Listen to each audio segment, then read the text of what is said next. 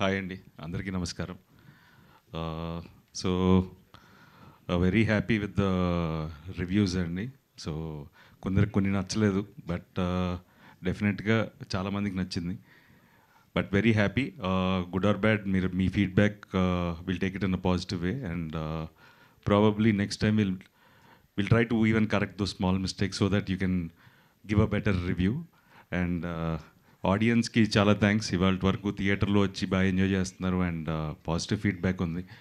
And ఇంకా చూడని వాళ్ళు ఈ సినిమా చూడండి. They are at a very affordable prices, we haven't hiked or ఇంకా we put at a very reasonable price అండి. సో మీరందరూ కూడా చూడని వాళ్ళు ఈ వీకెండ్ వెళ్ళి హ్యాపీగా ఫ్యామిలీతో, ఫస్ట్ నుంచి చెప్తున్నాను, సో హ్యాపీగా వెళ్ళి ఫ్యామిలీస్తో ఫ్రెండ్స్తో ఎంజాయ్ చేసి వచ్చే ఒక మంచి చిత్రం ఇది. సో డెఫినెట్గా ఈ జానర్ రావట్లేదని ఫీల్ అవుతున్నారు. సో ఈ జానర్ ఇప్పుడు థియేటర్లో ఉంది. సో మీరందరూ ఫ్యామిలీస్తో హ్యాపీగా వెళ్ళి చూసే ఒక చిత్రం. అండ్ మా టీంకి వచ్చేసరికి I need to thank everyone అండి, ఎందుకంటే వాళ్ళ support is like very important ఈ సినిమాకి, from the cast and the crew and my producers.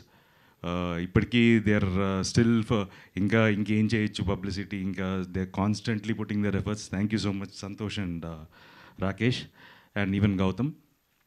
And very happy, బేసిక్గా సత్యాకి నేను ఇచ్చిన మాట నేను నిలబెట్టుకున్నాను. ఆడు చాలా, తనకి మంచి పేరు వచ్చింది. I'm very happy for that. And Satya వల్ల ఈ సినిమా థియేటర్స్లో బాగా ఎంజాయ్ చేస్తున్నారు. అండ్ చాలామంది, I'm very happy that Satya comedy బాగా ఎంజాయ్ చేస్తున్నారు ఆడియన్స్ థియేటర్స్లో. అండ్ స్పెషల్గా వెంకీ రాసిన డైలాగ్స్ గురించి చాలామంది చెప్పారు. And so very happy. And చూడని వాళ్ళు తప్పకుండా చూడండి. ఈవెన్ మీ ఫీడ్బ్యాక్ కూడా మాకు అందరికీ చాలా అవసరం.